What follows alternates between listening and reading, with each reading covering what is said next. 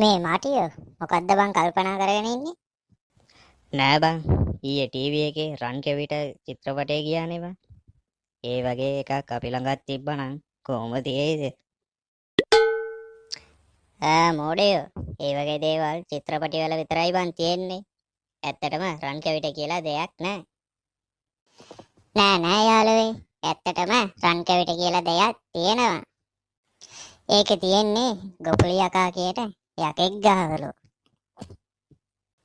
ආපෝ මෙන්න මූත් දොඩවන්න පටන් ගත්තා. අපි දෙන්නම ගුලි කාලාද බං ඉන්නේ? නෑ යාළුවනේ. මං කියන දේ ඇත්ත.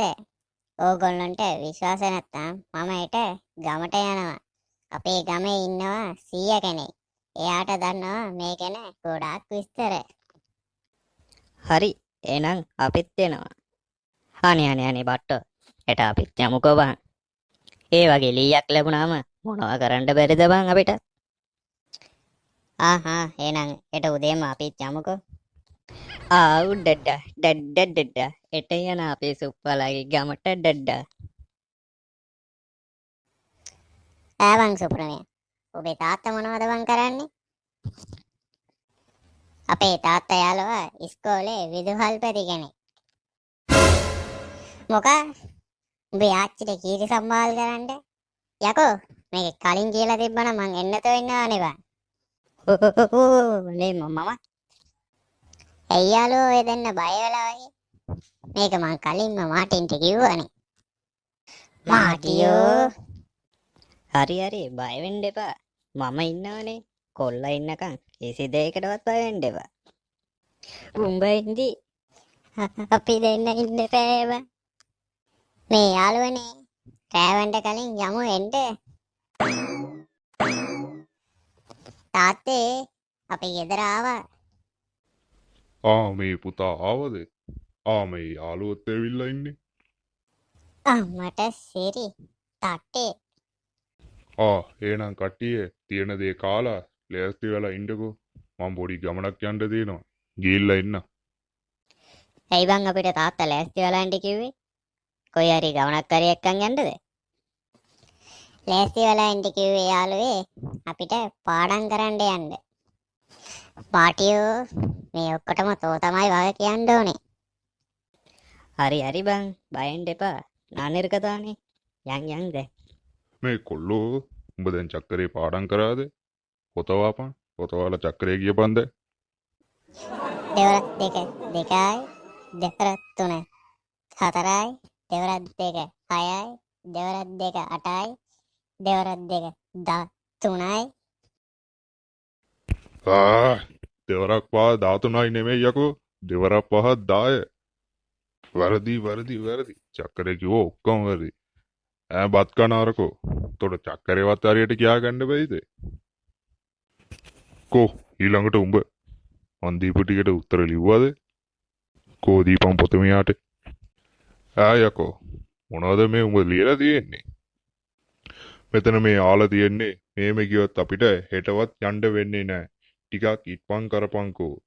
මෙම ප්‍රකාශය කරලා තියෙන්නේ කවුරු විසින්ද? බත් කන අරකෝ. උඹ මොකද්ද මේ ලියලා තියෙන්නේ?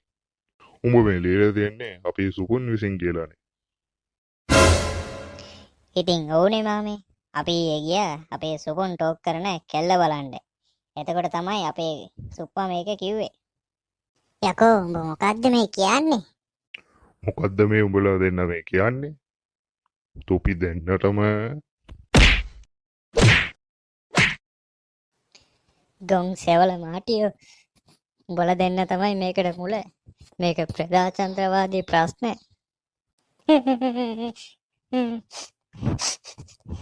මුලින්ම ට්‍රම්ප්ට කෝල්ලයක් දීලා උඹේ ගෙදරට මිසයිලයක් ගන්නට කියන්න ඕනේ. බුදු අම්මෝ. මේ යකා ගහපු ඇටි. ආපෝ කෑවොත් කෑවේ නෑ බං මේ වගේ කෑමක්. යකෝ අපේ අම්මවත් මෙච්චරක් ගාලා නෑ බං අපිට. ඔව් මගේත් ඊයේ දැක්කනේ උඹලා චක්කරේ වර්ධන කියලා කොස්සෙන් ඇලපු ඇටි අපිට. ආපෝ සුප්පා මේ තව කොච්චරක් දුරක් යන්න තියෙනවද බං? ඇවිදලා දැන් මගේ කකුල් දෙකත් රිදෙනවා. අපි පන්සල ගාවට ආව යාළුවනේ. අර පේන්නේ පන්සල. අඩ්ඩේ උඹලගේ ගමේ පන්සල පට්ටම ලොකුයිනේ බං. මේ ළමයිනේ කවදද උඹලා නගරේ ඉඳලා ආවේ? මොකෝ මේ අදිසියෙන් පන්සල පැත්තේ? නෑ මේ උක්කුම් සීයේ අපිට දෙයක් දැනගන්න ඕනේ. මොකද්ද බං? කොහමද ගොපුල යකාගෙන් රන් කෙවිට ගන්නෙ? මේ උඹලා රන්කවිට ගණ්ඩද බං අදන්නේ? ඇත්තම කිව්වොත් ඕම දෙයක් තියනවද සීයේ? මේ ගැන මෙතන කතා කරන්න නැතුව යංකෝ අපේ ඇතුළට.